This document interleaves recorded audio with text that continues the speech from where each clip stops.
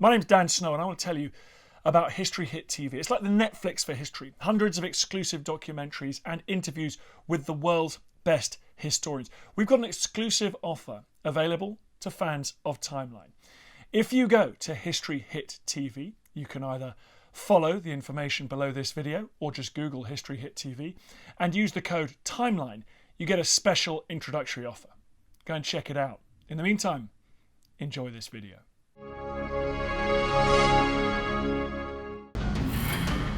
He's France's worst villain, hounding Jews, persecuting Jews. Paul Touvier sent my mother to Auschwitz. Members of the Catholic Church who were pro-Nazi helped him escape. My job is to arrest Mr. Touvier. Finding the man is not going to be easy. They searched a number of monasteries. We were stepping into a sacred place. When I started, nothing could stop me.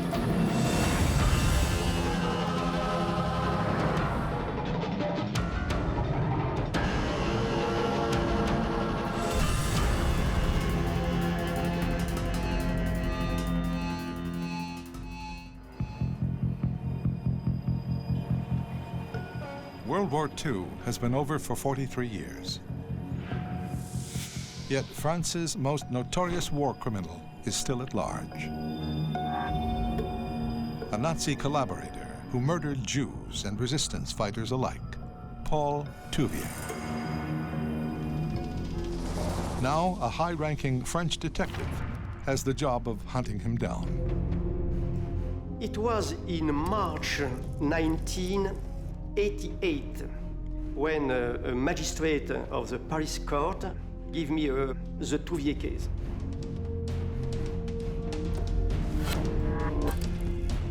Colonel Recordon is someone who's very determined. When he decides to do something, he'll do everything he can to make it happen. Il met tous les moyens pour y aboutir. Over the years, the French National Police have tried and failed to bring the war criminal to justice.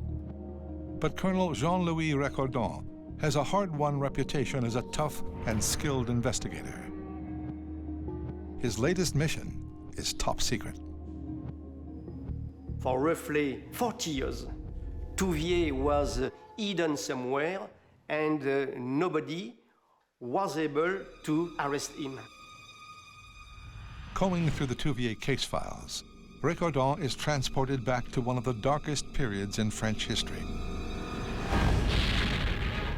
When the Nazis invaded France, some Frenchmen heroically resisted.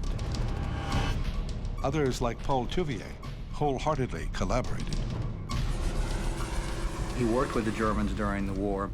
In fact, they joined with German units to actually fight against the resistance. As one of the leaders of a pro-Nazi paramilitary force, Touvier's job was hunting down enemies of the state. Touvier selected 7 people, and he said himself it was because they were Jewish. They were stood up against the wall and shot. Simple as that. He's France's worst villain. Even in the 1980s, there are people in high places who collaborated with the Nazis. People who are sympathetic to Paul Touvier. I was concerned about potential leaks because I was fully aware about the fact that in the French administration, but not only in the French administration, in the French society, Touvier had supporters.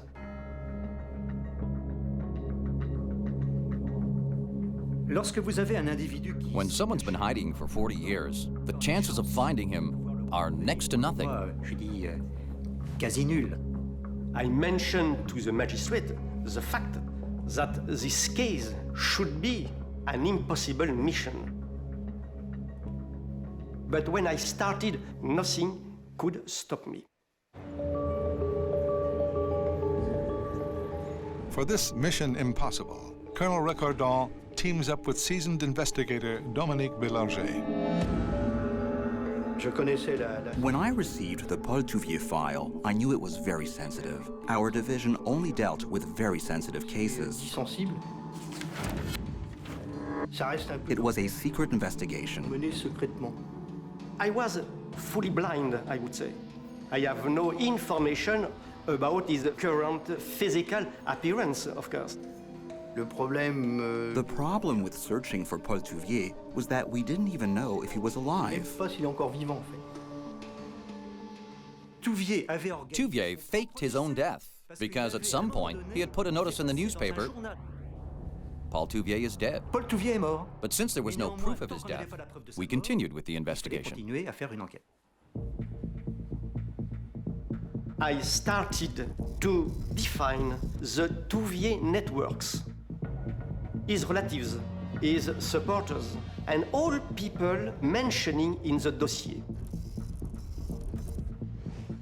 And I was interested by one fact. I noticed several times the influence of the Catholic Church.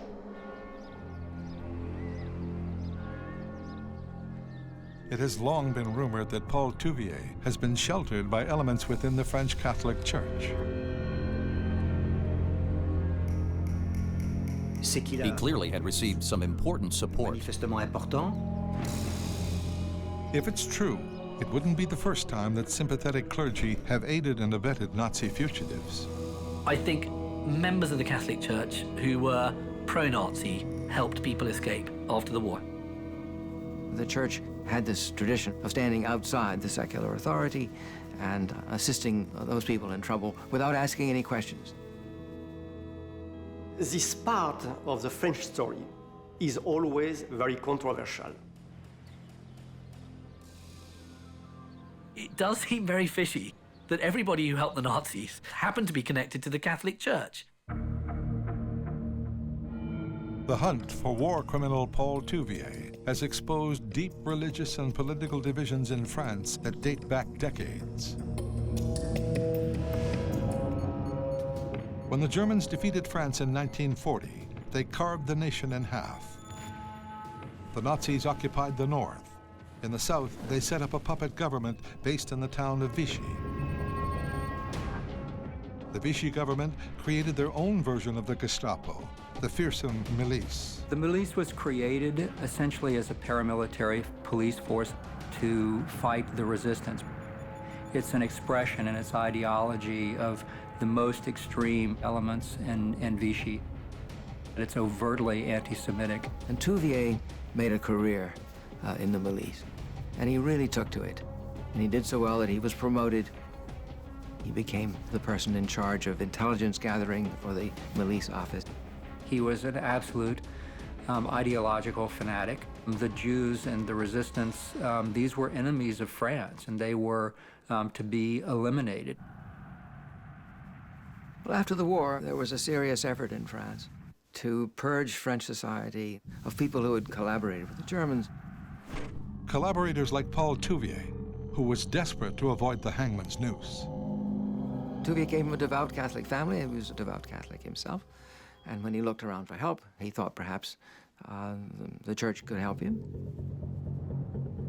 I assumed the Catholic Church could be an important element to be investigated.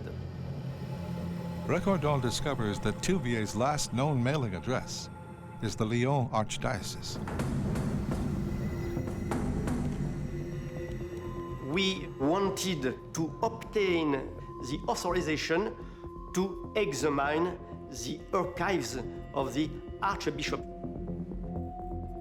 It was quite a delicate inquiry. Très sensible. The magistrate and the detective drive 300 miles south to Lyon.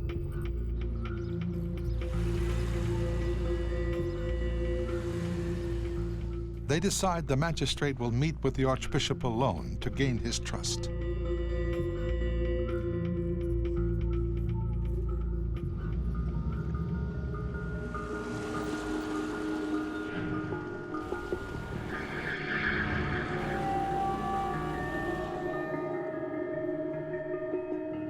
We obtain a meeting with the Archbishop, but I stay outside the Archbishop office.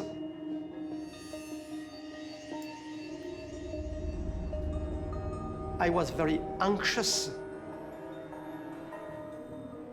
It was sensitive.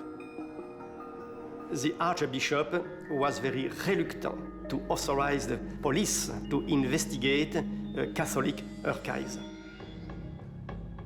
Recordon's request to see the archive is turned down flat, only fueling his suspicions. For me, it's an habit to meet numerous people who don't want to cooperate with me. It's not a problem for me. Okay, you don't want to cooperate directly? Okay, I will use another way. 9 months into the investigation, Recordon is convinced that Touvier is being hidden by elements within the Catholic Church. To remain impossible to find, to stay hidden while in France, the perfect place for this was a religious setting, whether in monasteries or abbeys that could shelter entire families or individuals. Police concentrate on the right-wing fundamentalist movement within the church. We were focused mainly on one in the monastery. Due to the fact that Touvier worked for a certain time in the 70s around this monastery. It is the Notre-Dame-des-Doms monastery in central France. I decided to send Bélanger inside the monastery in order to find some clues of the presence of Touvier or his family. Officer Bélanger goes undercover, posing as an ex-convict seeking charity.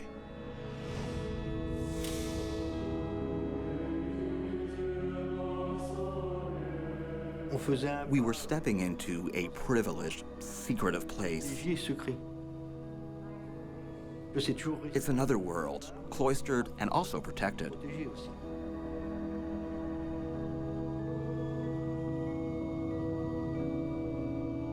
It was a very impenetrable system and very effective. It's very difficult to infiltrate these religious communities. There's an element of mistrust. Very few lay people gain access.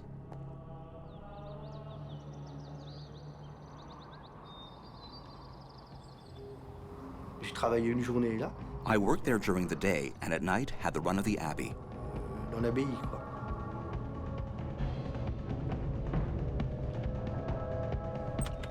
Bélanger searches for clues.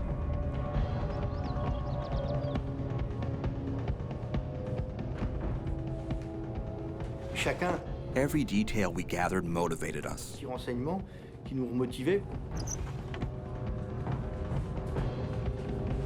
But the undercover operation yields little. There were several people staying at the monastery, but none of them resembled Touvier. It was demoralizing. We had to come up with another strategy. So the team tries another tack.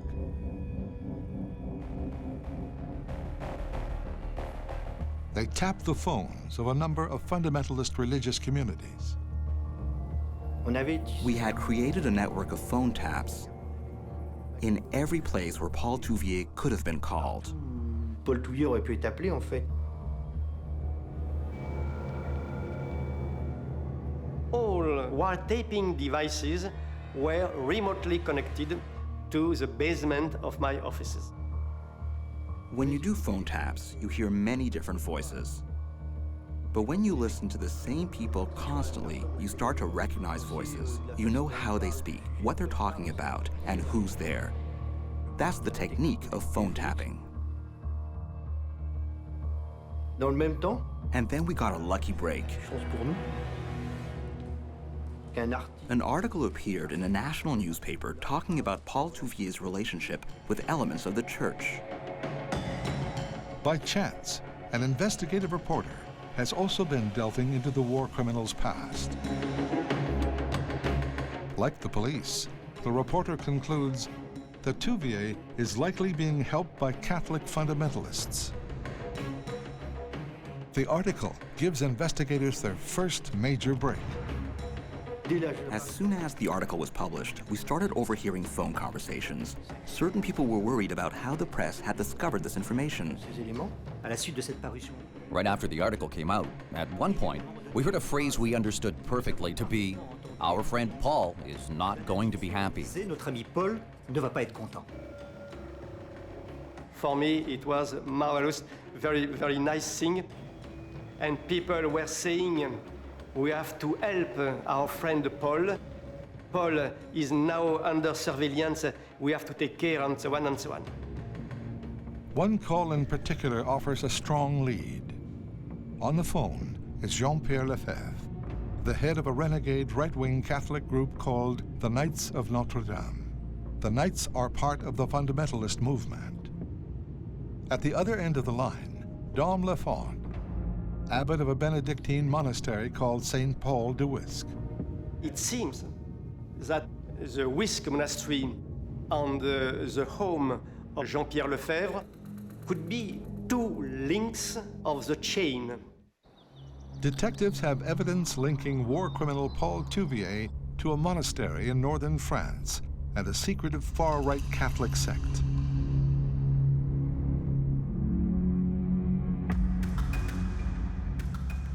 I decided, with the agreement of the magistrate, to launch the operation.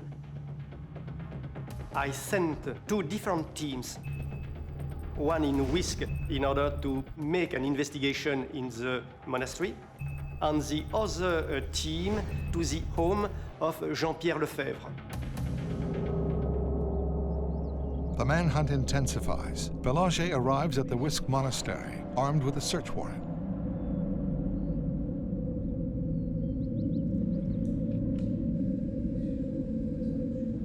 It wasn't normal practice to enter religious institutions.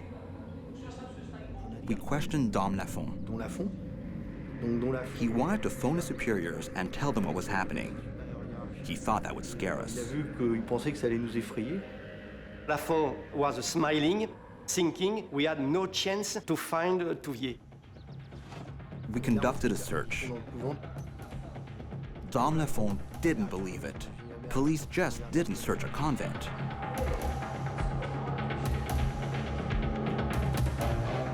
Belanger grills the abbot, but Lafond insists he knows nothing of the war criminal.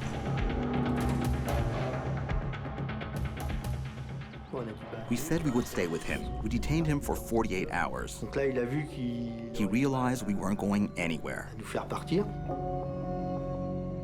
Eventually, the abbot cracks.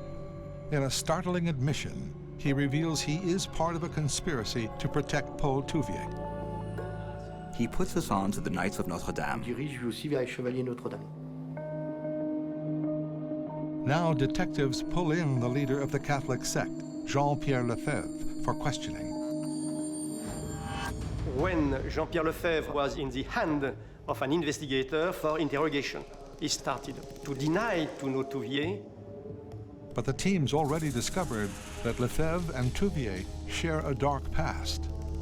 The militant religious leader once fought alongside Nazi SS officers. In the basement of the house of Jean-Pierre Lefebvre, the investigators discovered numerous documents related to World War II. Like Paul Touvier, Lefebvre was one of thousands of French who betrayed his country. Touvier worked closely with the notorious Klaus Barbie. Barbie was known as the Butcher of Lyon, Touvier, the Hangman of Lyon.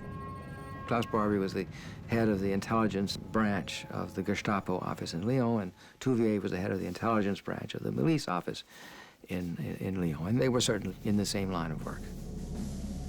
But Barbie was German. Touvier had no such excuse. He was a traitor who terrorized his own countrymen. 80,000 Jews died in France during the occupation. About 76,000 of them were deported. His activities as a member of the milice combine hounding Jews, persecuting, chasing down Jews, fighting the resistance, but also he becomes very much of a mafia-like figure. Vladimir Zant's mother, was at a Lyon synagogue when Touvier and his henchmen showed up. Paul Touvier come with his truck and stop in front of the synagogue tilsit, and some men enter the synagogue. He took all Jewish people, among them my mother, and was directed to a prison in Lyon, then deported to Auschwitz.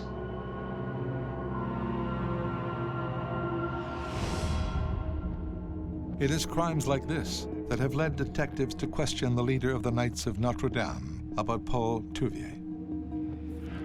Several hours later, the investigator came in my office saying he don't want to speak, he don't want to cooperate.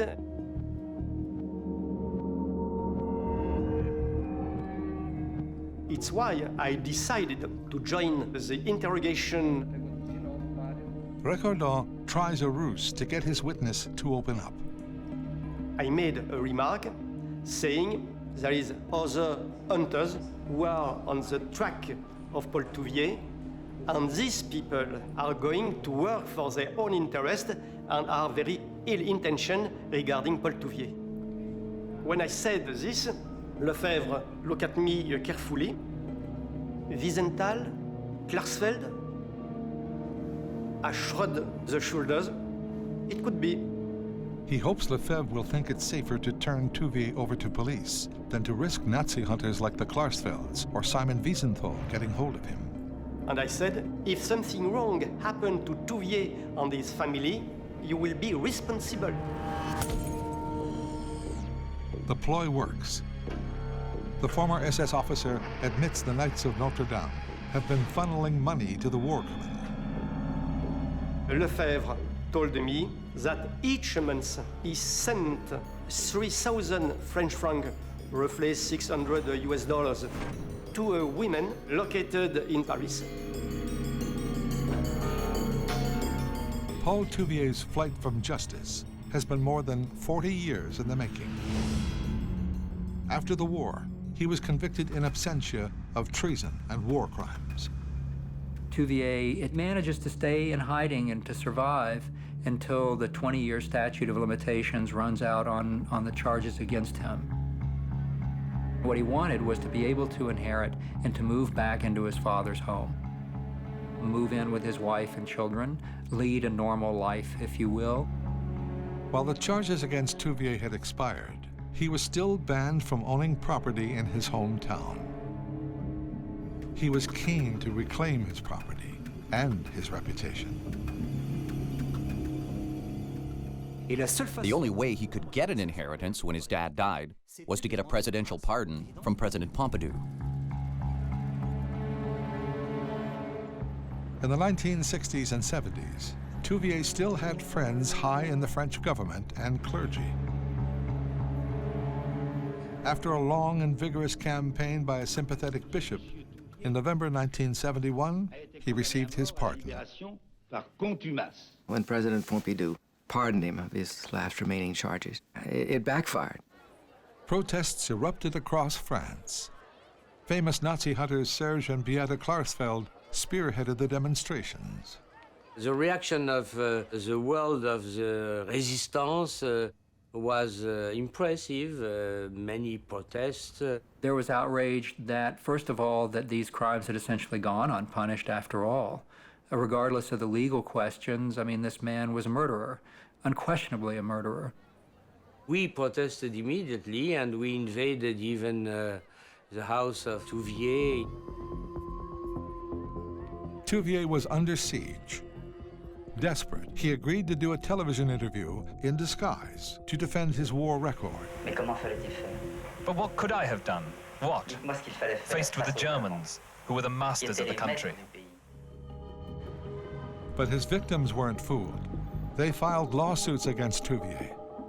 As a result, he was now charged with crimes against humanity, charges which hold no statute of limitation.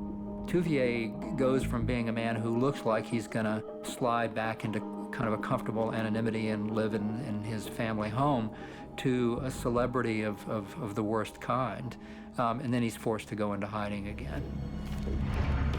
It's these charges of crimes against humanity that have led Recordon and his men to pursue Paul Touvier. Now, the detectives follow the money trail to Paris and the elderly secretary of a Catholic charity. Nous avons pu comprendre que We confirmed that there was a network set up to collect money. pour une collecte d'argent. The money was passed on to Touvier through a woman named Geneviève Penou. Recordon pays a visit to Penou to question her about the money. I explained to this woman the purpose of my investigation, but she answered she don't want to help. I was amazed by this kind of answer.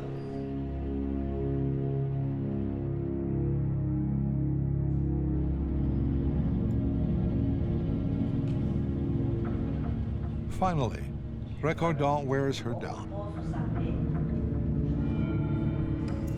She requested to phone her priest in order to obtain his agreement, because she don't want to be in infringement with divine justice. It was amazing. It was amazing. The priest advised the woman, please give the information to the investigator. Madame Penou reveals that she has been sending money to Paul Touvier at a fundamentalist Carmelite convent 200 miles south of Paris. For her, it was an obligation, according to the Catholic rule, to help this family.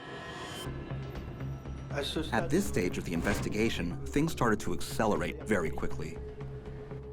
So the team left Paris by plane. At that time, the police had their own planes, and 4 of us left. Another group went by car. After 4 decades, the net is closing on Paul Touvier. But there is a real danger. If he gets wind of the operation, he will vanish. It's why I decided to move very quickly. French detectives are closing in on war criminal Paul Touvier. They have flown to his last known hiding place, a convent 200 miles south of Paris. A sister was surprised about the huge number of police officers in front of her. I said, I am in charge to perform an investigation in your convent.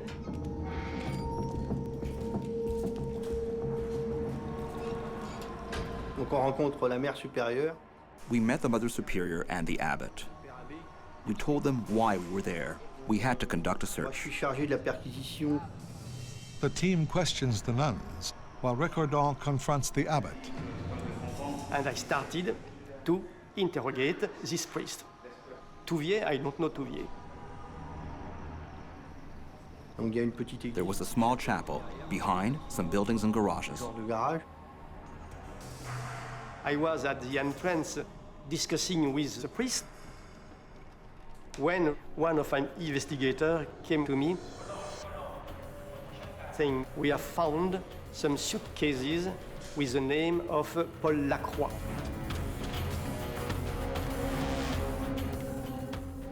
Dans le bâtiment. In one building, we found some cases labeled with a name that we recognized as one of Paul Touvier's aliases. Qu'on reconnaît comme un des pseudonymes utilisés par Paul Touvier. Et là, we opened the cases and discovered Paul Touvier's past. Tout le passé historique de Paul Touvier. And the first thing we saw was the Iron Cross. I look at the priest. You don't know Touvier?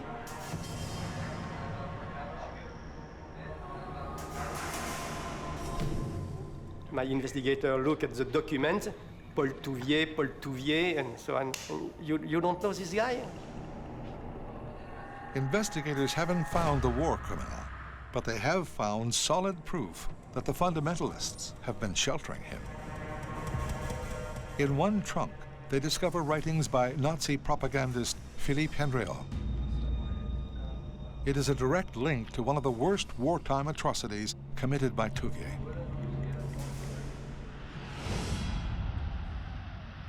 Philippe Henriot was the Minister of Propaganda under Vichy, and he was a hero of the milice. Philippe Henriot was an extremely effective radio commentator.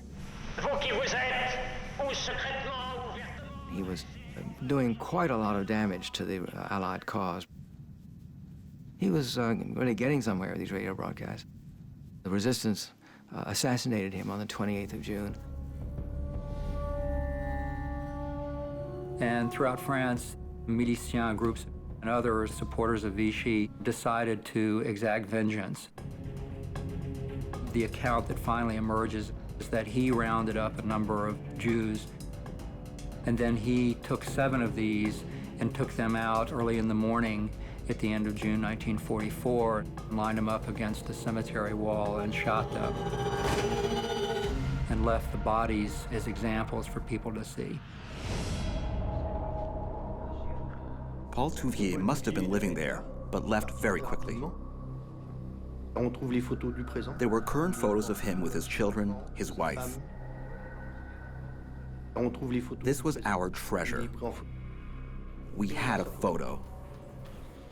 That was important because the most recent photo we had was from 1973. We questioned the abbot. He said he didn't know anything. I say, you have to respect the French law. Now, where is Paul Touvier? The Mother Superior takes matters into her own hands. Mother Superior asked the abbot to swear on the cross that he didn't know anything. He was trapped. Mother Superior really shook him up. She made him admit that he knew where Paul Touvier was. He said to me, Touvier, for 2 weeks, is at the Saint-Joseph Monastery in Nice.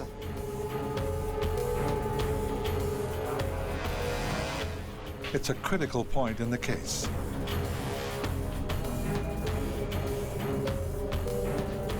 But Nice is 500 miles south on the Mediterranean coast. There is no time to lose. It was 11 p.m.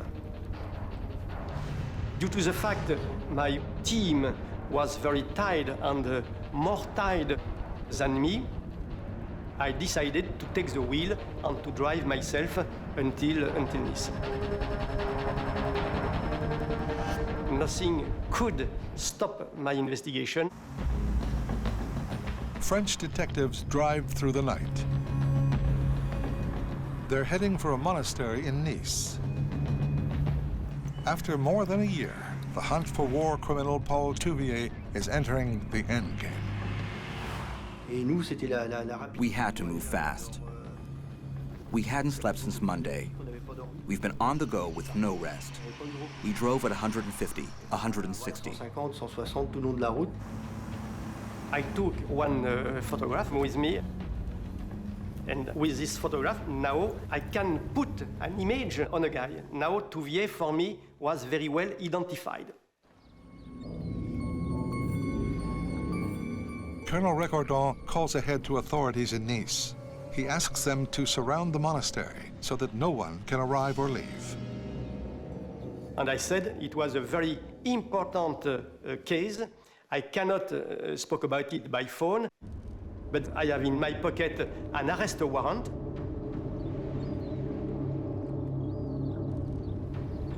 At dawn, we arrived on the outskirts of Nice.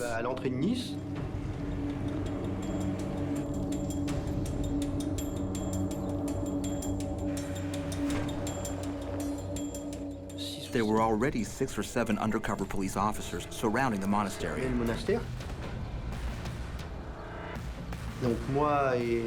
Recordon told my colleague and I to go around back so we could enter from the rear and the front at the same time. But we weren't sure if he was inside. We had our doubts. We just didn't know. I knocked at the door. And a priest opened the door. He was surprised, and I suppose a little bit terrified. The panicked priest tries to keep the investigators out. I had placed my foot in the door, and violently I opened the door. In the meantime, we were in the courtyard, broke down a door, and met up with Recordon.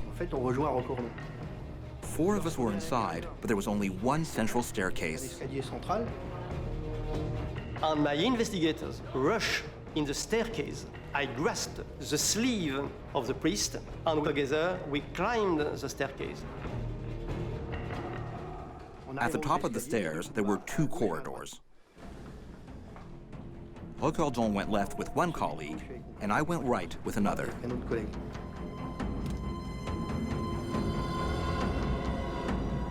My investigator, a few seconds opening on each side, the door, and I followed, taking the priest by the sleeve.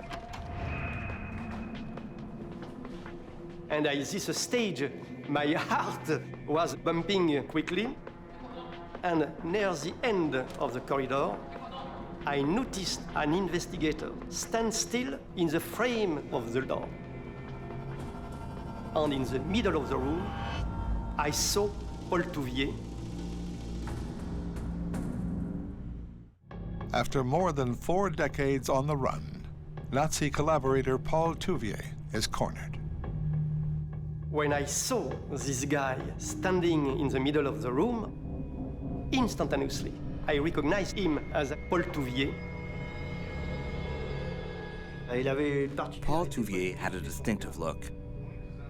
He had piercing blue eyes. I remembered war films with blue-eyed Nazis, and that shook me up. A few seconds later, a wife came, followed by her son and her daughter, crying. And Touvier, brusquely, nastily, ordered them, "Shut up, go back to your rooms." What they did without a word. And I recognized the guy in charge of the intelligence service of the milice when he spoke to the resistant, to the Jew. I think it was the same guy, the bad guy, very bad guy. As for his children, it was sad. They were 35 or 36 years old, and they'd never had a life.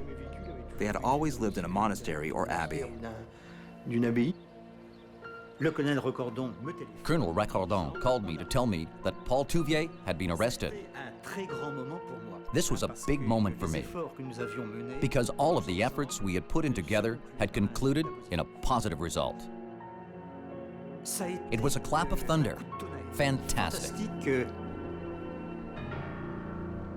For me, I won. I just won my investigation. I don't know how in English I say soulagé. I was released. After the Touvier arrest, I have a thought concerning the poor people in the concentration camps. And I thought, now is the justice time.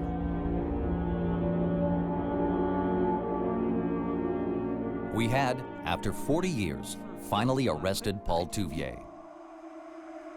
There was a flood of journalists. Touvier faces 6 counts of crimes against humanity. He read a statement to me. I dispute having committed crimes against humanity. I was only doing my job. He had no regrets. The investigation has shone a revealing light on a dark and secretive corner of the French Catholic Church. Paul Touvier's arrest also shows that anti-Semitism is alive and kicking in modern France. Within days, "Death to Jews" is scrawled on a synagogue in Rouen. 5 years after Touvier's capture, his trial opens in Versailles, once home to France's kings and queens. Tensions run high in a nation still scarred by the war. One of the big moments in the trial is that during the 80s, he kept these notebooks called the Green Notebooks. And while he, at his trial, denied that he had maintained the same animosities he'd had before the war, when the Green Notebooks are read at his trial, it's clear that ideologically, this is a man absolutely frozen in the past. It became clear that he was very much the same man who had joined the milice and was willing to carry out crimes. Touvier was a very hateful man. These secret notebooks help seal Touvier's fate. He is found guilty of crimes against humanity and sentenced to life in prison. It's an historic verdict. Touvier was the first French citizen to be tried for and found guilty of crimes against humanity in a French court. And that's really quite extraordinary. There are not many countries that have prosecuted their own citizens for crimes against humanity. I was looking for my mother all my life. Paul Touvier was the man who arrested my mother and sent my mother to Auschwitz. Paul Touvier has to assume the responsibility of my life, of my hell. The hunt of Touvier, for me, was a classical inquiry. Challenging, demanding, and also the right will, the determination. It was possible to succeed.